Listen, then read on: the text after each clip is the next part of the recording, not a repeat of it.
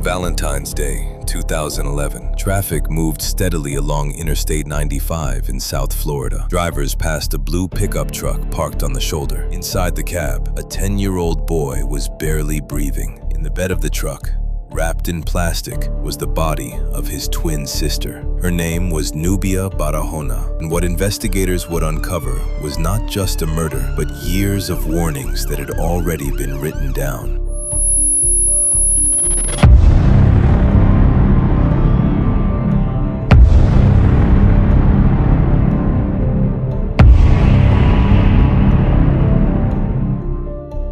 This is the story of Nubia Barahona, but it is also the story of Victor, her surviving twin brother. It is the story of two adoptive parents, Jorge and Carmen Barahona, and it is the story of a child welfare system that had already looked inside this home more than once. The children had teachers, they had caseworkers, there were reports, there were bruises documented in school, there were investigations opened by the Florida Department of Children and Families, known as DCF. Some allegations were deemed unsubstantiated, some cases were closed, and the children remained. By the time a Florida Highway Patrol officer approached that truck on February 14, 2011, the abuse had been happening for years. This is not a mystery about who did it. It is a documented case about how long it continued. And why did no one stop it? Jorge and Carmen Barahona were licensed foster parents in Miami-Dade County. In 2004, they adopted Nubia and Victor, who were around 4 years old at the time. On paper, this was supposed to be a success story. 2 children were placed into a permanent home, a family created through the foster care system. The Barahonas had already fostered other children before adopting the twins. They passed background checks. They were inspected. They were approved. And for a while, nothing appeared publicly wrong. But by 2007, concerns began to surface. School officials noticed injuries, bruises, marks. Teachers reported concerns to Child Protective Services. Investigations were opened. At least one report included allegations that the children were being tied up. In another instance, there were reports of physical punishment. Caseworkers visited the home. According to later reviews, some interviews were conducted in the presence of the adoptive parents, rather than privately with the children, a decision that child welfare experts often warn can silence victims. Some findings were labeled not substantiated. Other reports were closed due to insufficient evidence. In at least one instance, the children were temporarily removed from the home, but later returned. DCF would later acknowledge procedural failures in how these cases were handled, high caseloads, incomplete follow-ups, documentation gaps. But at the time, the official conclusion was that the children could remain, and so they did. Every closed file gave the appearance of safety. But what if the danger was simply getting better at hiding? When investigators entered the Barahona home after Nubia's death, they documented conditions that contradicted everything a safe home should be. Reports described filth, insect infestations, and a bathroom that investigators believed had been used to confine the children. Evidence suggested that Nubia and Victor were often restrained. Zip ties, duct tape, plastic wrapping. Medical examinations later confirmed prolonged malnutrition. Victor, who survived, was found severely underweight and suffering from chemical burns. According to court records, investigators determined that toxic chemicals had been poured on the children while they were restrained. The burns were consistent with exposure to hazardous substances. Victor was found in critical condition when first responders arrived at the truck. His organs were failing. He was rushed to the hospital and placed in intensive care. Doctors later testified about the severity of his condition. Meanwhile, Nubia had already died. In the days following Nubia's death, media outlets began examining DCF records. Multiple abuse reports had been filed between 2007 and 2010. Teachers had documented visible injuries. In one case, a teacher reported bruising around Nubia's eye. In another, Victor had marks on his wrists. Each report triggered some level of response. Caseworkers visited the home. They interviewed the parents, but in several instances, follow-through procedures were later found lacking. An internal review by the state of Florida determined that certain policies had not been properly followed. In some cases, required supervisory consultations were incomplete. In others, Documentation did not fully reflect the severity of concerns raised by school staff. Findings did not suggest that the abuse was unknown. They suggested that the response was insufficient. In March 2011, Florida's governor ordered a full investigation into DCF's handling of the case. Several employees were either fired, resigned, or faced disciplinary action following the review. Public outrage intensified. Advocates for foster children argued that this case represented systemic breakdown. Child welfare workers pointed to overwhelming caseloads, some carrying dozens of families at once. Experts noted that when agencies are stretched thin, warning signs can be minimized or rationalized. But for many observers, the most painful detail was this: the children had been seen, they had not been invisible, and still, they were sent back. If reports were filed, if injuries were seen, if investigations were opened, why did the system ultimately believe the adults over the children? Within days of the highway discovery, Jorge and Carmen Barahona were arrested. They were charged with first-degree murder, aggravated child abuse, and other related offenses. Court documents laid out the prosecution's case. The children had been restrained. They had been deprived of food. They had been subjected to repeated physical abuse. Prosecutors described prolonged torture. Defense attorneys raised questions about evidence handling and specific timelines, but the medical findings were severe. Victor's survival became one of the central elements of the case. He had endured the same environment. He had survived chemical burns, malnutrition, and organ failure. His testimony, when eventually considered in court proceedings, would be part of the prosecution's case. However, not all proceedings unfolded as expected. In 2012, while awaiting trial, Carmen Barahona died in jail. Her death was ruled due to natural causes related to medical issues. The charges against her were closed.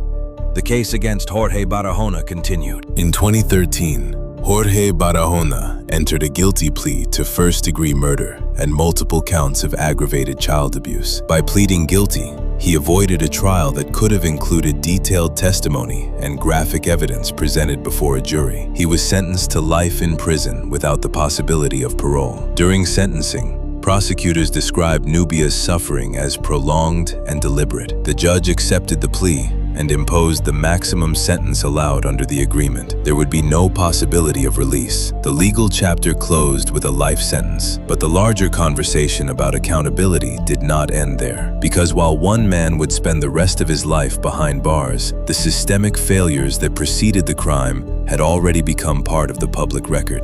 The death of Nubia Barahona forced Florida's child welfare system into crisis review. Internal investigations highlighted procedural breakdowns. Caseworkers were retrained. Supervisory structures were revised. Policies regarding private child interviews were reinforced. But experts cautioned that policy reform does not instantly repair institutional culture. Child protective systems across the United States face similar challenges: high turnover rates, emotional burnout, understaffing, heavy caseloads. In the months after Nubia's death, public hearings were held. Advocates demanded accountability. The state acknowledged mistakes, but one truth remained unavoidable. The warnings were there. This was not a case where abuse occurred without any external contact. This was a case where contact happened repeatedly, and the conclusions failed to protect. Victor Barahona survived.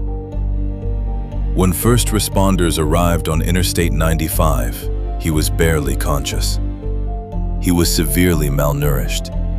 He had chemical burns. His organs were failing. Doctors later described his condition as critical. He was placed in intensive care. For days, his survival was uncertain. Medical teams worked to stabilize him, treating dehydration, addressing organ damage, cleaning and managing chemical burns, and carefully restoring nutrition to a body that had been deprived for a prolonged period. Recovery in cases like this is not immediate. When the body has been starved, refeeding must be done slowly. Too much too quickly can cause further harm. It is a delicate process. Victor's survival was not only physical, it was medical precision combined with timing. But the physical injuries were only part of what he endured. According to court records and investigative findings, Victor had lived in the same environment as his sister. He had been restrained. He had been confined. He had experienced prolonged neglect. He survived the night on Interstate 95. But survival does not erase experience. After leaving the hospital, Victor was placed into protective care. His exact placement and identity protections have remained confidential, in accordance with child welfare laws designed to protect minors who are victims of severe abuse. That privacy is intentional. It allows space for healing. It allows space for childhood, something that had been interrupted. The legal proceedings that followed included his experiences as part of the broader case against Jorge Barahona. However, much of Victor's direct involvement in court was carefully handled due to his age and trauma. Child trauma specialists often explain that prolonged abuse during early development can affect not only memory and emotion, but trust, attachment, and neurological development. When a child grows up in an environment where fear is constant, the body adapts. Stress hormones remain elevated. Hypervigilance becomes normal. Safety feels unfamiliar. These are not visible wounds. They do not show up in photographs. They are not measured in emergency rooms, but they are real. Victor carried those invisible injuries forward. Public information about his long-term recovery has remained limited by design. The state has not publicly detailed his schooling, therapy progress, or living arrangements. And that restraint is important, because this case is not about turning a survivor into a symbol. It is about acknowledging that a child lived through something no child should. What is known is that he continued receiving care, medical care, psychological care, supervised protection. His survival became a central point of discussion during sentencing, not as spectacle, but as evidence of the severity of what had occurred inside that home. He represented the living proof of sustained abuse, and at the same time, he represented something else: possibility. Where Nubia's life ended at 10 years old, Victor's continued. That fact carries weight, because for every statistic in child welfare reports, there is an individual child whose future hangs in the balance of adult decisions. Victor is no longer just the boy found in a truck on a highway. He is a young man now, growing older, living beyond the headlines. The public may never know the details of his daily life, and perhaps that is exactly as it should be. But his survival ensures that this case is not only a story of loss, it is also a story of endurance, of medical intervention, of second chances granted not by systems, but by timing and emergency response. And yet, survival is complicated, because it means remembering. It means carrying forward a past that cannot be undone. For Victor, the aftermath is not measured in court dates or policy reforms.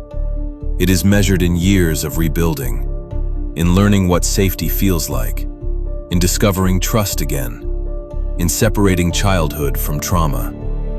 His sister's life was taken. His life continued. And in that continuation lies both hope and a permanent reminder of what failed them both. Nubia was 10 years old. She attended school. She had classmates who later described her as quiet and kind. In photographs shared publicly, she smiles. A normal child's smile. Nothing about it suggests what she endured at home.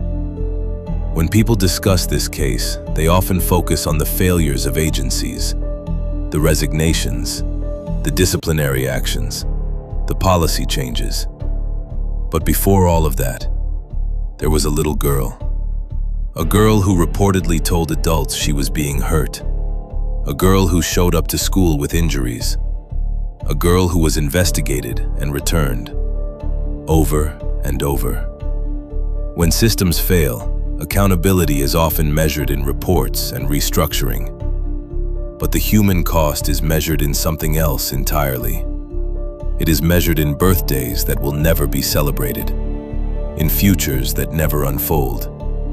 In a highway shoulder where a patrol officer discovered a truth that had been building for years. The truck did not create the crime, it revealed it.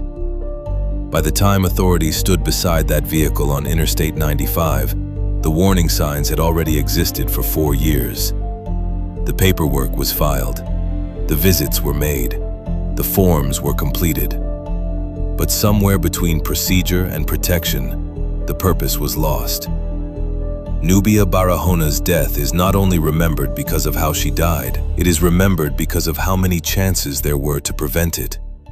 And that is the weight this case still carries. A life that should have grown into adolescence, into adulthood, into something unknown but possible. Instead, her story ends at 10 years old, and it leaves behind a question that child welfare systems everywhere continue to face. When a child shows you harm, how certain must you be before you choose to act? Because in this case, certainty never came, but the damage did. And for Nubia, the cost was everything.